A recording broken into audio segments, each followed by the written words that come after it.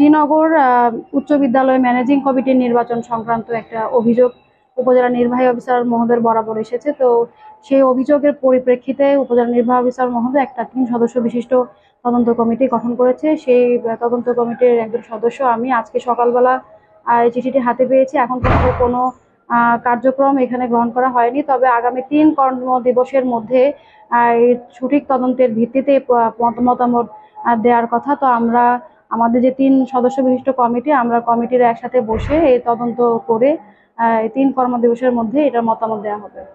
16 মে শ্রীনগর উচ্চ বিদ্যালয় নির্বাচন পরিচালনা পরিষদের নির্বাচন অনুষ্ঠিত হওয়ার কথা।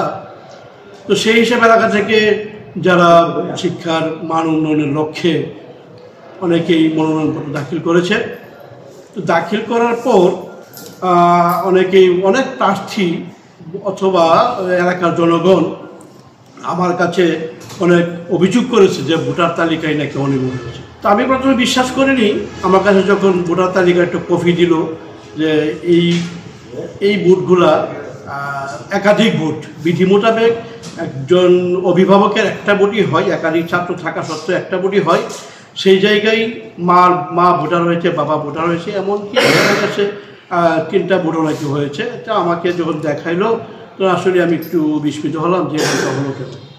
আমি দেখতে পাচ্ছি এলাকার যে জনগণ, যারা ভোটার, এলাকার যারা শুভাকাঙ্ক্ষী, বিদ্যালয়ের দিকে নিয়ে যারা স্বপ্ন দেখে যারা লালন করে আসছিল, তাদের মধ্যে একটা মিশ্র প্রতিক্রিয়া দেখা দিয়েছে। এই বিষয়টা নিয়ে এলাকায় সবারই একটা মনক্ষুণ্ণতা এবং একটা অভিযোগ, এমনকি উত্তেজনা বিরাজ করতেছে। তো আমরা যে অবস্থা দেখতেছি ভোটার তালিকা, আমরা তো ভোটার তালিকা পাইছি যখন আমরা কিনি, তখন আমরা ভোটার তালিকা আমরা হাতে পাইছি। তখন আমরা মাঠে গেলাম, গিয়ে দেখলাম যে এক এক ব্যক্তির 2-3 ভোট হয়ে গেছে। তো এটা যখন এলাকাতে শুনছে মানুষ, জনগণ শুনছে, তখন জনগণ উত্তেজনা বিরাজ করতেছে। যে কোনো মুহূর্তে এই ভোটার তালিকাতে যদি নির্বাচন হয়, তাহলে যে কোনো মুহূর্তে সংঘর্ষ সৃষ্টি হবে। দেখাইছে একটা, তারা অনুমোদন করছে আরেকটা।